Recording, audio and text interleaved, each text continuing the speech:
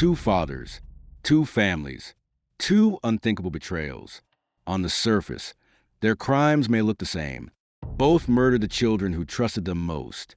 Both shattered their communities. Both left behind devastation that will echo for generations. But when you peel back the layers, the paths they took toward destruction were shaped by very different forces. Chris Watts, the Colorado husband and father who murdered his pregnant wife Shanann, his daughters Bella and Celeste, and his unborn son Nico, was not only a killer, he was a man living a double life. By the time of the murders, he wasn't just torn between two choices. He was torn between two versions of himself. One version was the man Shanann showed on social media, the loving husband, the family man, the dependable father. The other version was the man he wanted to be in the eyes of Nichol Kessinger, his mistress. She saw him as desirable, free, exciting, and available. To her, he was not tied down. To her, he was in the middle of leaving his wife and starting fresh. And that illusion was powerful. It gave Chris purpose. It gave him a vision of the man he wanted to be. But it also forced him into a corner. Because to keep that illusion alive, to protect that fantasy self, he would have to destroy the reality he no longer wanted. Chad Doerman, by contrast, had no mistress, no hiding romance, no fantasy life with someone new. His crime was not about running toward a new love, but about unleashing something horrifying inside himself. When deputies arrived at his home in Ohio, he confessed instantly. No lies, no cover story, no performance. Just a cold, matter-of-fact admission that he had lined up his 3 sons and executed them. And so the question emerges, what role do outside influences really play in family annihilation? In Chris Watts' case, the mistress wasn't just a fling. She was a mirror in which he saw a new identity. She was a symbol of escape. In Chad Doerman's case, the absence of a mistress revealed something even more terrifying. His evil came from within. He needed no fantasy, no lies, no secret relationship. This is a story of Chris Watts, who killed for fantasy, and Chad Doerman, who killed without it. This is the story of the role of mistresses and other influences. Chris's unraveling didn't start with violence. It started with distance. Shanann, who was deeply active on social media, posted constantly about her love for Chris, their girls, and the baby boy they were expecting. She wanted the world to know how proud she was of her family. To friends and followers, the Watts household looked like the picture of happiness. Birthday parties, vacations, moments of laughter and love. But behind closed doors, the cracks were forming. Chris grew quieter, more withdrawn. Shanann told friends that he seemed off, that something wasn't right. She texted him, asking why he was so distant, why he no longer reached for her. He avoided her questions, retreating further into silence. It was during this time of emotional withdrawal that Chris met Nichol Kessinger at work. She was smart, independent, and she represented something intoxicating to Chris. Possibility. To her, he wasn't a quiet husband with 2 kids and a third on the way. He was attentive, single, and ready for a new beginning. That's how he presented himself. He told her he and Shanann were separating. He hid the pregnancy. He carefully edited his story to make himself look available. The lies served 2 purposes. They drew Nichol closer, and they gave Chris a vision of who he could be. With Shanann, he was a man weighed down by responsibility, bills, and tension. With Nichol, he was light, free, full of energy. He came alive in her presence. He worked out more. He changed his eating habits. He grew more confident, more expressive. Even Shanann noticed. She texted friends that Chris seemed different, distant from her, but strangely energized elsewhere. This duplicity created 2 realities. In one, Shanann believed she was holding together a marriage, posting photos of a man she still loved. In the other, Nichol believed she was stepping into a relationship with a man, leaving his wife. Both women were deceived. Both lived in versions of reality that Chris carefully manipulated. And as the gap between those realities grew, Chris faced a choice: reveal the truth and lose everything, or destroy one world to keep the other. Shanann's social media presence became a suffocating problem for Chris. Every photo of him smiling with the girls, Every caption declaring her love for him was a contradiction to the lies he told Nichol. Imagine Nichol scrolling through Shanann's page and seeing the glowing pregnancy announcements, the happy family portraits. The man she believed was available had hidden all of it. Chris knew it was only a matter of time before the worlds collided. For Shanann, those posts were her way of holding on, of showing the world the life she cherished. For Chris, they were reminders of the life he wanted to erase. Each post made the lies harder to sustain. Each declaration of love made the fantasy more fragile. To Nichol, he promised freedom. To Shanann, he offered distance. To himself, he justified both. And as the walls closed in, his fantasy began to demand a sacrifice. Meeting Nichol didn't just give Chris romance. It gave him identity. With her, he wasn't passive or invisible. He was chosen, desired, seen. For a man who lived quietly in the background of Shanann's vibrant personality, that feeling was addictive. She was a mirror reflecting back the man he wanted to be. And Shanann, with her posts and her devotion, reflected back the man he no longer recognized. This is the role a mistress can play, not as a manipulator or mastermind, but as a symbol. She doesn't have to demand violence. Her existence alone becomes a justification in the man's twisted logic. Chris convinced himself that to become the man Nichol saw, he had to erase the man Shanann showed. And so, he began to lie more boldly. He told Nichol he was separating, that the marriage was ending. He told Shanann he was just tired, just distracted, that nothing was wrong. He told friends and co-workers that everything was fine. Each layer of deception tightened around him, and the deeper he sank, the fewer options he saw. Meanwhile, Chad Doerman's life unfolded without such illusions. He wasn't caught between two women, two identities, two versions of himself. He didn't pretend. He didn't juggle. His violence grew in silence. And when it exploded, it came with terrifying clarity. When deputies arrived on June 15th, 2023, Chad didn't hide behind lies. He didn't claim innocence. He didn't try to play the grieving father. He confessed immediately, telling them what he had done.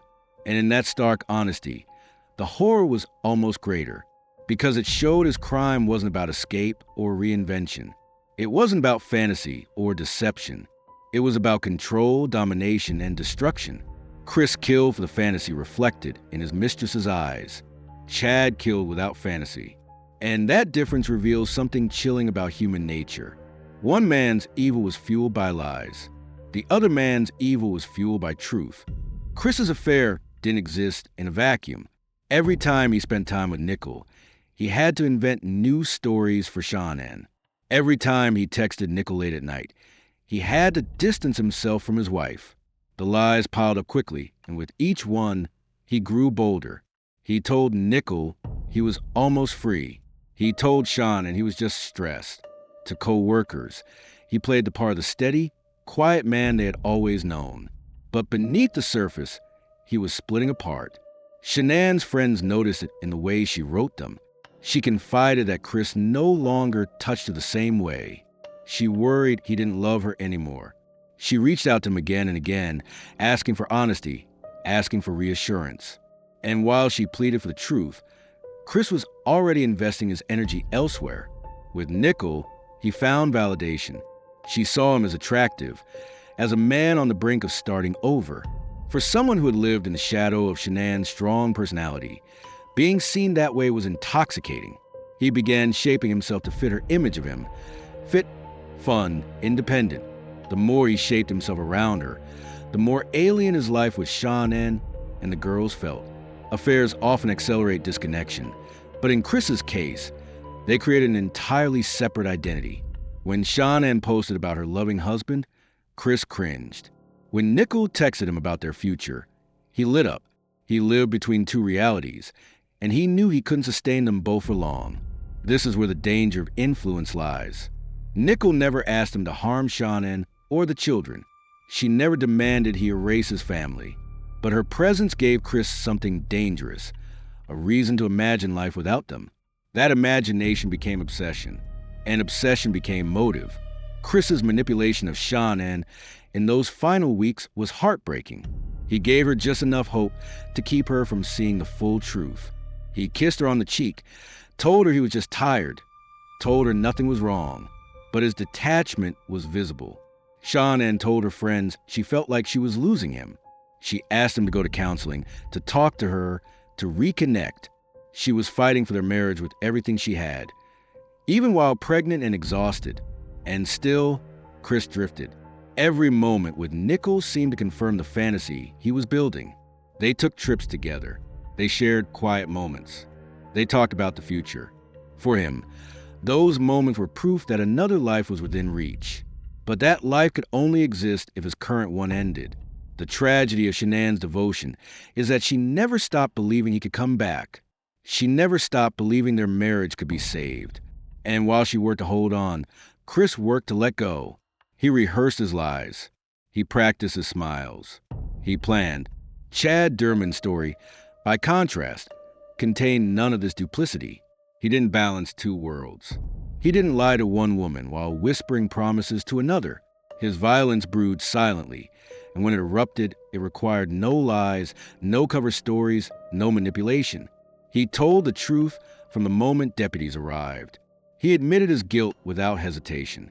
And in some ways, that stark difference makes Chad's crime even more chilling. Because Chris had a twisted reason, a fantasy, a mistress, a lie he was protecting. Chad had nothing but his own darkness. He didn't need outside influence to push him. He needed no mirror, no reflection, no fantasy of escape. His evil was born entirely from within.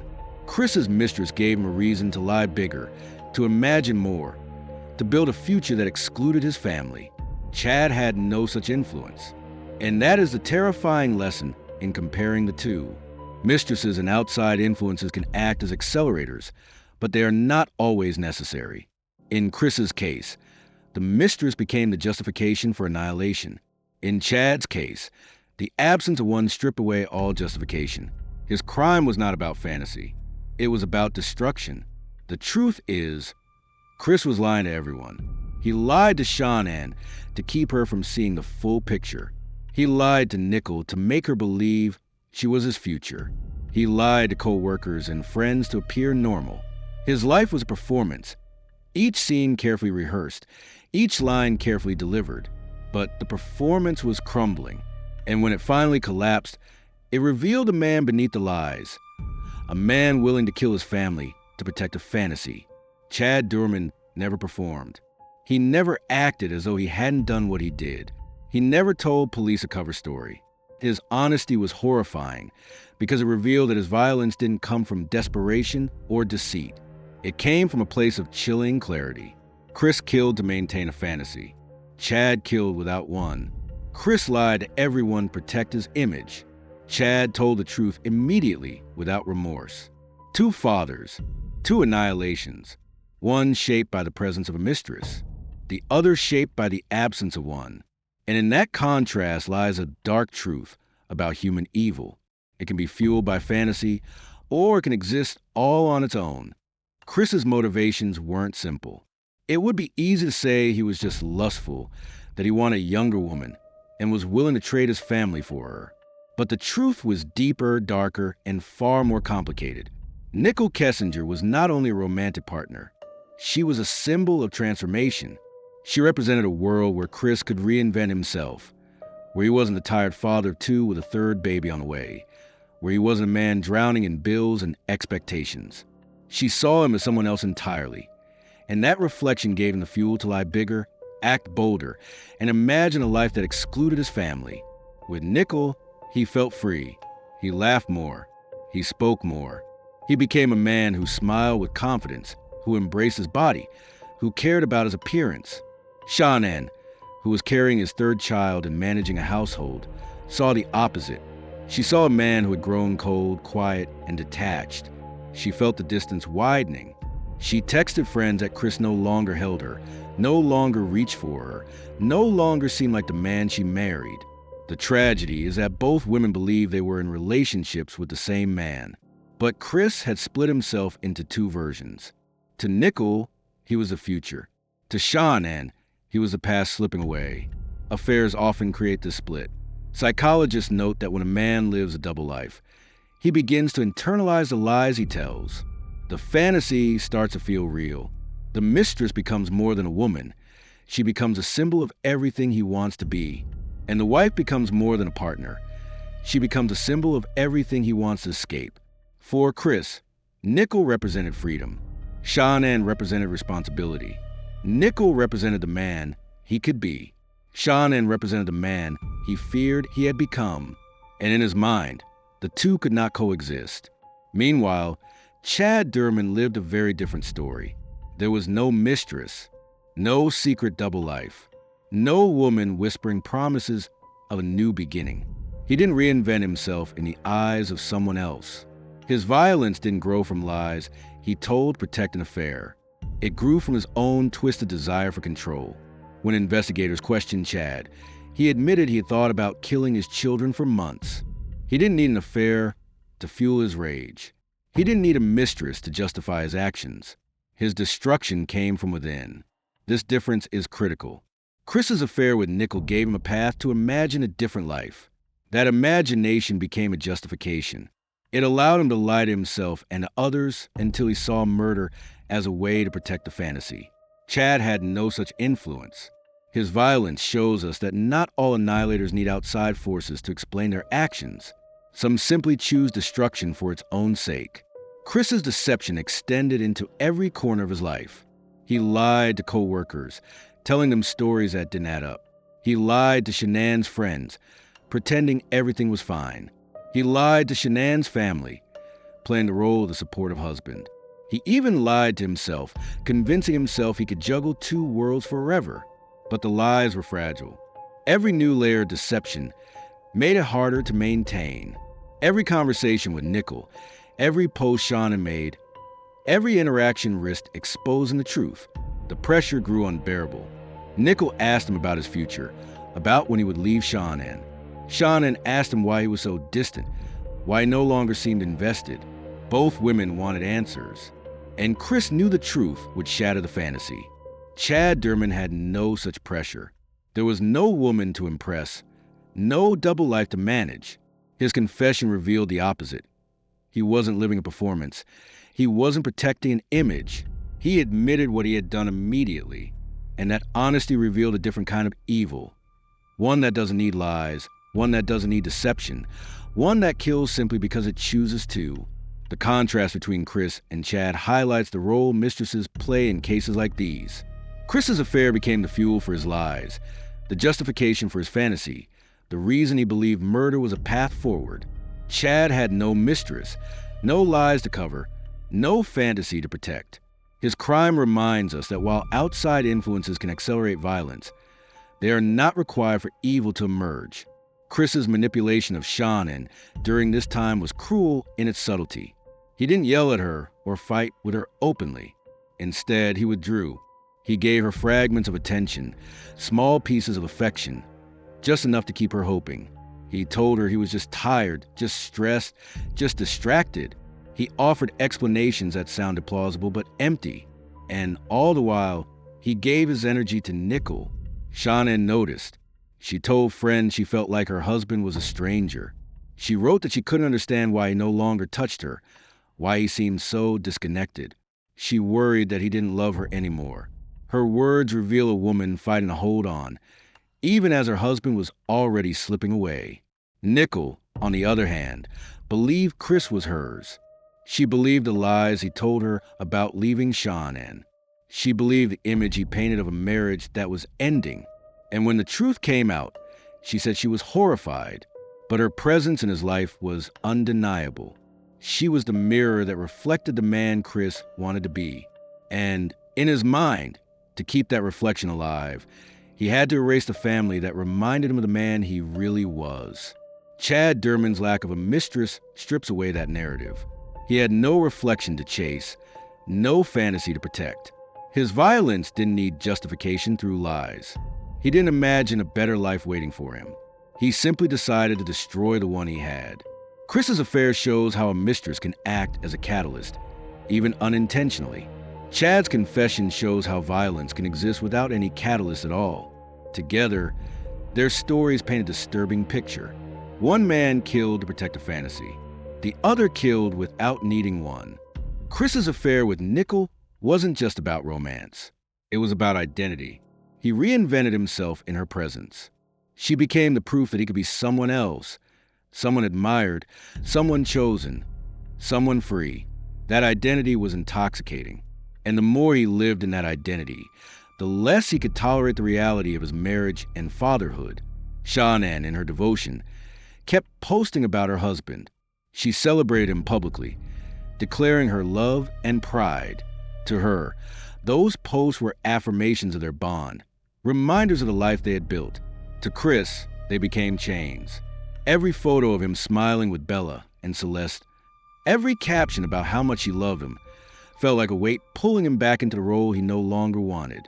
Imagine the collision he feared.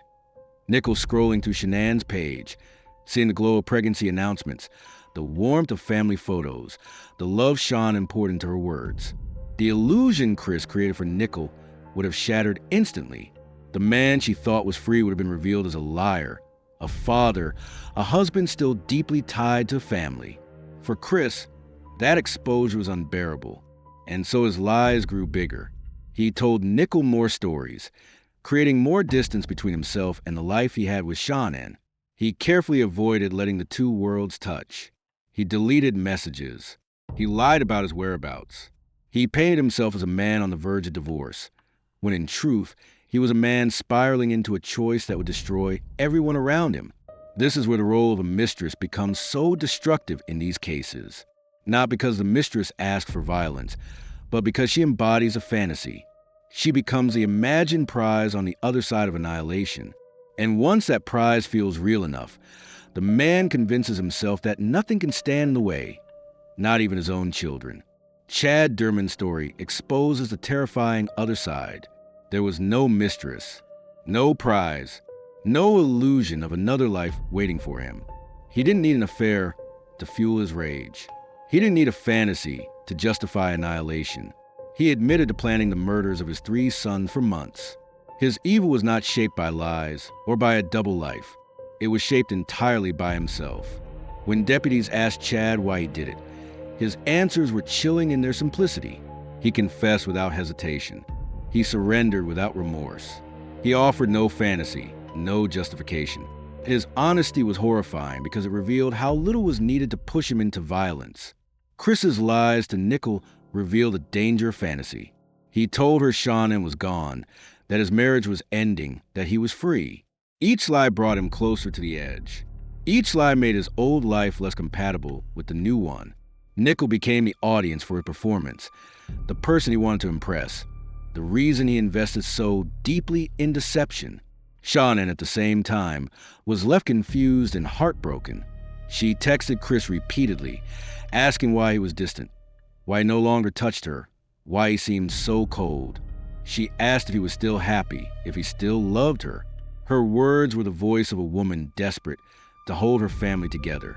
And Chris, instead of responding with honesty, responded with silence, with excuses, with lies. The cruelty of his manipulation is clear. He gave Shanann hope while building a future with someone else. He let her believe there was still a chance, all while rehearsing the lies he would need to keep Nichol close. Chad's cruelty was different, but no less devastating. He didn't manipulate. He didn't string anyone along. He simply acted coldly and directly. His confession revealed not only his guilt, but his indifference. He admitted he had thought about it for months, and then he carried it out. No double life, no Mistress, just raw, terrifying violence. Chris and Chad represent two ends of the same spectrum. Chris shows how a mistress can accelerate destruction, how fantasy can become justification, how lies can push a man to annihilation. Chad shows how evil can exist without influence, how destruction can emerge without fantasy, without lies, without anyone else. And together, their stories reveal a chilling truth. Mistresses and outside influences can play a role in these crimes, but they are not always necessary. Chris needed one. Chad did not. Chris killed for a fantasy. Chad killed without one. Both destroyed the lives of the people who trusted them most. Chris's manipulation of Shanann in the final weeks of her life was deliberate, subtle, and devastating. He didn't shout at her or push her away with open hostility. Instead, he offered fragments of affection, enough to keep her hoping. He would give her a kiss on the cheek, then retreat into silence. He would tell her he was tired, distracted, that work was on his mind. He would smile in a family photo, then text Nichol later about their future together. This is the cruelty of deception. Shanann was fighting for their marriage with everything she had. She texted him, poured her heart out, asked if they could go to counseling. She reached for him emotionally, physically, and spiritually. She was carrying his third child, still choosing to believe that the man she loved was worth saving. And all the while, Chris was investing himself elsewhere. With Nichol, he was attentive. He was energetic. He was alive. She saw a version of him that Shanann hadn't seen in months. Nichol told investigators later that he was sweet, thoughtful, and affectionate. She said he spoke to her about starting fresh, about building a new life together. To her, he was a man leaving behind a broken marriage. To Shanann, he was a husband slipping further away. Chris was balancing two worlds, and in both, he was lying. Shanann believed he was still her partner, just going through a distant phase. Nichol believed he was nearly free, about to start a new chapter. Neither knew the truth, that he was preparing to destroy both realities in one unthinkable act. This is where the role of the mistress becomes clear. Nichol didn't demand violence. She didn't conspire with him, but her presence gave Chris the image he wanted to protect. She was a reflection of a new man, the fantasy of a new beginning. And once that reflection mattered more to him than the reality of his family, the decision to erase that reality became thinkable. Chad Doerman, by contrast, was not performing for anyone. There was no mistress waiting on the other side of his crime. There was no woman validating him, no fantasy to protect. His evil didn't require outside influence. He admitted that he had thought about killing his children for months, and then he carried it out with chilling indifference. That absence of influence makes Chad's crime harder to understand, but no less horrifying, because it shows us that while affairs and fantasies can accelerate violence, sometimes they are not needed at all. Sometimes evil grows entirely within a man, without any outside spark. Chris's lies were like oxygen to the fire of his fantasy. He needed to keep both women believing in him. Shanann needed to believe he was still there, still present, still willing to fight for their marriage. Nichol needed to believe he was free, ready to start again. And Chris needed both illusions to survive long enough for him to make his choice. The cruelty lies in how he let Shanann keep fighting. She planned trips. She sent him heartfelt messages. She prayed for their marriage. She reached out in every way she could. And each time she did, Chris answered with coldness, with detachment, with lies that gave her just enough hope to keep trying. Meanwhile, Nichol became more of a presence in his life. They spent time together. They went on dates. They spoke about the future. She said later that she believed him, that she trusted what he told her about his marriage ending. And when the truth came out, she was horrified. She deleted her messages in panic, later turning them over to investigators. But her role in Chris's story cannot be erased. She was the mirror he used to see the man he wanted to be. Without her, the fantasy would have been weaker. With her, the fantasy became powerful enough to justify annihilation in his mind. Chad Doerman's story strips away that justification. His crime had no mistress, no alternate identity, no fantasy future. His confession showed that his violence came from within, untouched by outside forces. And that difference is chilling, because it means that even without influence, annihilation is possible. Chris's vision of life with Nichol was vivid. He imagined vacations, freedom, a home without conflict, days without responsibility. He saw her as the doorway to becoming someone else. And in his mind, Shanann and the girl stood in the way of that doorway. That twisted logic became his justification. Chad had no doorway, no dream of escape. He acted out of control, out of dominance, out of something raw and destructive that needed no explanation. His crime was not about becoming someone new. It was about destroying what already existed. This is why comparing the two men matters. Chris shows us how a mistress can fuel fantasy, lies, and annihilation. Chad shows us how annihilation can happen without any of those things. Chris needed deception. Chad needed none. And both revealed different sides of the same darkness. Nichol's shock when the truth came out cannot be overstated. She told investigators that she had no idea Chris was capable of such violence. She insisted she never wanted anyone to get hurt. And when the story broke, she became the subject of public scrutiny. People want to know what she knew when she knew it and whether she played a role. The reality was more complicated. She was deceived like Shanann, though in a very different way. Chris had lied to her from the beginning, painting himself as a man trapped in a loveless marriage, hiding Shanann's pregnancy, hiding his children, hiding his intentions. But what matters here isn't whether Nichol knew the full truth. What matters is how her presence shaped Chris's choices. She was the reason he lied. She was the reason he created a fantasy world in which Shanann and the children didn't exist. And once he built that world, he began to live in it more than he lived in reality. This is the danger of affairs in cases like these. The mistress becomes more than a person. She becomes a symbol. She represents freedom, transformation, escape. And when that symbol grows powerful enough, the man convinces himself that nothing can stand in the way, not even his own family. For Shanann, the tragedy was that she never stopped believing. She believed Chris could come back. She believed they could rebuild their marriage. She believed their family could survive. She texted him about counseling, about trying again, about her love for him. She told friends she was worried but hopeful. And even when he grew cold, she held on. Chris let her. He let her believe there was still a chance. He let her keep fighting. And all the while, he poured his energy into Nichol and the fantasy she represented. That is what makes his betrayal so profound. He didn't just kill Shanann physically. He killed the hope she carried for their marriage. Chad Doerman's betrayal was different, but no less horrifying.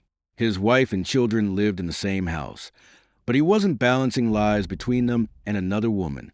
He wasn't creating illusions of freedom or reinvention. He was quietly planning destruction, and when he acted, he admitted it instantly. No lies, no manipulation. Just a cold confession that revealed his indifference. That absence of influence strips away the complexity. With Chris, we can trace his actions to lies, fantasies, and the presence of a mistress. With Chad, we cannot. His violence didn't need a mistress. It didn't need deception. It didn't need justification. It existed on its own, terrifying in its simplicity. The psychology is stark. Chris became a narcissistic family annihilator fueled by fantasy. Chad became a sadistic family annihilator fueled by control. One man killed to protect an illusion. The other killed because he wanted to destroy. Both outcomes were the same. Families shattered, lives lost, communities broken. But the paths they took remind us that evil does not have one face. Chris's story also reveals the power of social media. Shanann's post painted a picture of devotion, of family, of love. To her, they were affirmations. To Chris, they were contradictions. Each one risked exposing his lies to Nichol. Each one reminded him of the family he wanted to erase. Social media became another weight pressing down on him, another reason he felt trapped. For Nichol, those posts were shocking when she discovered them. The man she thought was nearly divorced was still smiling in photos with his pregnant wife and daughters. The discovery shattered her trust and forced her to confront the lies Chris had told. She deleted messages in panic, fearing what people would think. She turned over evidence to investigators, and she tried to step away from the storm. But by then, the damage was done. Her presence in Chris's life had already played its role. She had already been the mirror he used to see the man he wanted to be. She had already been the symbol of freedom he believed was worth killing for. Chad had no such mirror, no such symbol, no such influence. His violence shows that while mistresses can play a powerful role, they are not always necessary. Some men kill because of the fantasy they build around a mistress. Others kill without fantasy at all. Chris needed deception. Chad needed none. This is why comparing them matters. Chris shows how fantasy can twist a man's identity, how lies can build a world so fragile that murder feels like the only way to protect it. Chad shows how evil can emerge without lies, without influence, without any outside spark. Together, they remind us that annihilation can take many forms, but its result is always the same: innocent lives stolen. Affairs change the psychology of family annihilators in profound ways. They don't just offer intimacy, they offer identity. For men like Chris Watts, the affair wasn't only about attraction to another woman, it was about becoming someone else entirely. In Nichol Kessinger's eyes, he wasn't a tired father with mounting bills and a wife who demanded his attention. He was a man on the verge of freedom, chosen, admired, desired. That reflection was addictive. It gave him a vision of himself that he couldn't create within his own family. And so, in his twisted logic, Shanann and the children became obstacles. Every post Shanann made about her loving husband was another contradiction to the lies Chris told Nichol. Every doctor's appointment, every reminder of the new baby on the way, was another barrier to the freedom he imagined. The mistress became the prize, the future, the justification. And once that idea took root, nothing else mattered. This is the danger of outside influences in cases like Chris's. The mistress doesn't have to demand violence. She doesn't even have to know what's happening. Simply by existing as a symbol of escape, she becomes a reason the man convinces himself that annihilation is the only way forward. Chad Doerman, however, exposes the other side of the equation. He had no mistress, no double life, no symbol of freedom waiting on the other side. His crime was not about escape. It was about domination. He admitted he had thought about killing his 3 sons for months. He confessed immediately when deputies arrived. His violence didn't grow out of lies or fantasies. It grew out of himself. And that difference is chilling. Chris needed a mistress to justify his destruction. Chad needed nothing but his own darkness. Chris's final weeks with Shanann reveal just how far he had gone into fantasy. She begged him to talk to her, to tell her what was wrong. She pleaded for counseling, for honesty, for connection. She was still fighting for their marriage, still hopeful that the man she loved could return. But Chris was already gone. He was living in the world he built with Nichol, a world where Shanann and the children didn't exist. He gave Shanann fragments of affection to keep her hoping. He let her believe there was still a chance. He told her lies that sounded plausible enough to calm her fears. But in truth, he was already rehearsing the lies he would tell after the murders, already shaping performance he would give to neighbors, police, and reporters. Chad, in contrast, didn't rehearse anything. He didn't perform. He didn't try to hide. When it was over, he confessed instantly. His honesty was horrifying because it revealed just how little emotion was involved. He wasn't killing to protect a fantasy. He wasn't lying to keep a mistress. He was killing because he wanted to. The psychology here is stark. Chris was a narcissistic family annihilator, driven by fantasy and deception. Chad was a sadistic annihilator, driven by domination and destruction. Chris killed to become someone new. Chad killed without any transformation at all. One man was shaped by the presence of a mistress. The other was shaped by the absence of one. This comparison shows us something vital. Outside influences, like affairs, can act as accelerants. They give the man a reason to lie, a fantasy to chase, an identity to protect. But even without them, annihilation can still happen. Evil doesn't always need a spark from outside. Sometimes it grows all on its own. Chris's affair also shaped the investigation. When Nichol came forward, her text messages, her internet searches, her cooperation all became evidence. They painted the picture of a man living 2 lives, a man who lied to his mistress as much as he lied to his wife. The affair gave investigators a roadmap to his deception. It showed them the depth of his lies, the way he rewrote his identity, the future he imagined. Chad's case had no such complexity. There were no mistresses to question, no text messages to recover, no alternate life to uncover. His confession made the investigation brutally simple. He told them what he did, and that was enough. The absence of outside influence left nothing to analyze but his own darkness. This is why Chris's story dominated headlines in a different way. The mistress became part of the narrative. People scrutinized Nichol, judged her, blamed her. She was vilified in the public eye, accused of complicity even though she never asked for violence. The media focused on her role, because the public wanted to understand how a seemingly normal father could annihilate his family.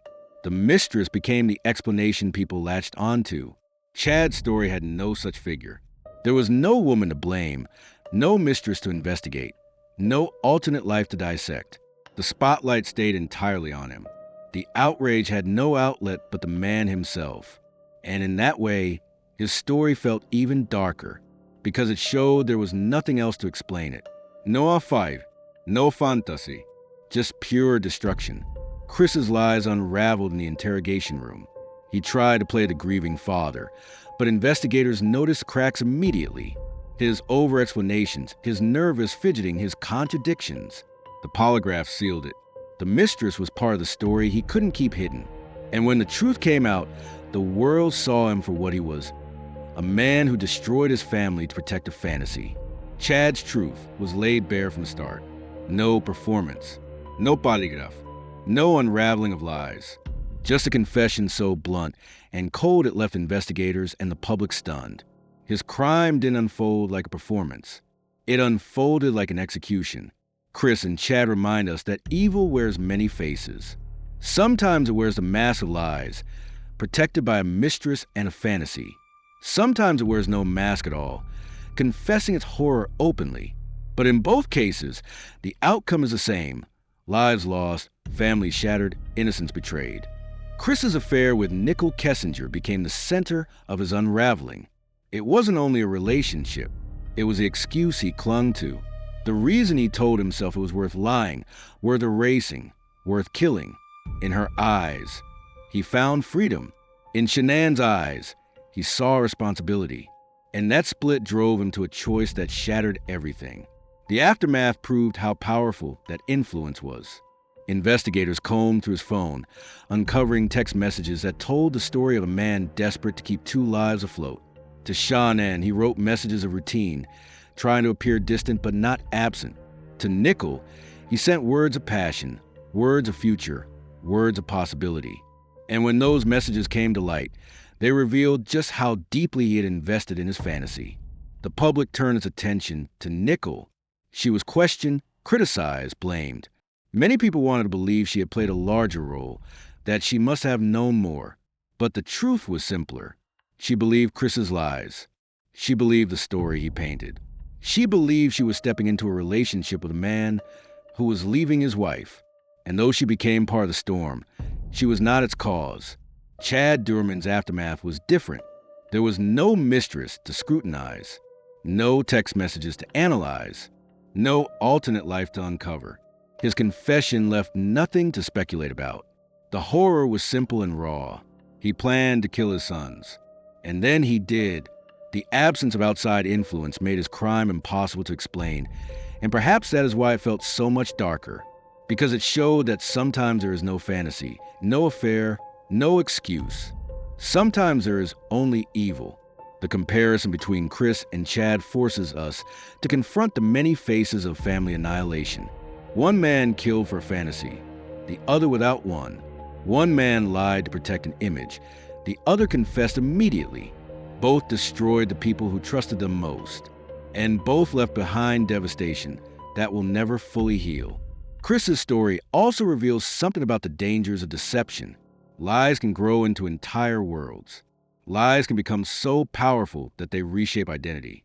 Chris convinced himself that he could be someone else, someone who didn't have children, someone who wasn't married, someone who was free. And once that lie felt real enough, he acted on it. Chad's story reveals something even more terrifying. That lies are not always necessary. That sometimes destruction requires no fantasy, no mistress, no deception. That sometimes a man can decide to kill simply because he wants to. And that is why these two stories matter. Because they show us the spectrum of annihilation. Chris needed a mistress to justify his choice. Chad needed nothing but himself. The victims in these stories deserve to be remembered more than the men who took them. Shanann Watts, Bella, Celeste, and baby Nico. They were innocent. They deserve futures filled with birthdays, graduations, milestones, laughter. Shanann deserved a husband who honored her devotion, not one who betrayed it. Bella and Celeste deserved to grow up, to see their baby brother born, to live long and happy lives. Baby Nico deserved to take his first breath. Clayton, Hunter, and Chad Doerman, 3 little boys whose lives were stolen in an instant. They deserved to play, to dream, to grow. They deserved protection, love, and safety. Instead, they faced betrayal from the man they trusted most. Their names must be spoken. Their lives must be honored. Because in the end, the killers do not deserve the final word. The victims do. 2 fathers, 2 crimes, 2 very different influences. Chris killed for a fantasy shaped by a mistress. Chad killed without influence, without deception, without excuse. Both choices ended in tragedy. And both remind us that evil can take many forms, some fueled by lies, some born from within. But if we learn anything from these stories, let it be this: that we must pay attention to the warning signs, to the lies, to the distance, to the coldness, that we must not look away when someone seems to be slipping into another world, whether it's a world of fantasy or a world of rage, because the cost of silence is too high. And now, to you, the viewer, if you stayed with this story, it means you care about understanding the dark truths behind these tragedies. It means you want to honor the victims, not just analyze the killers. And if that's true, we ask you to stay with us. Subscribe to Dark Truths for more deep dives into the cases that reveal not just the crimes, but the psychology, the lies, the impact that lasts long after the headlines fade. Leave a comment with your thoughts. Share this video to keep the victims' names alive. Support the channel so we can continue to bring you stories that matter. Not because of the killers, but because of the lives that were lost. Because justice isn't only found in courtrooms. It's found in how we remember, in how we speak the names of the innocent, in how we refuse to let them fade into silence. Shanann, Bella, Celeste, Nico, Clayton, Hunter, Chase, may their names live longer than the men who tried to erase them.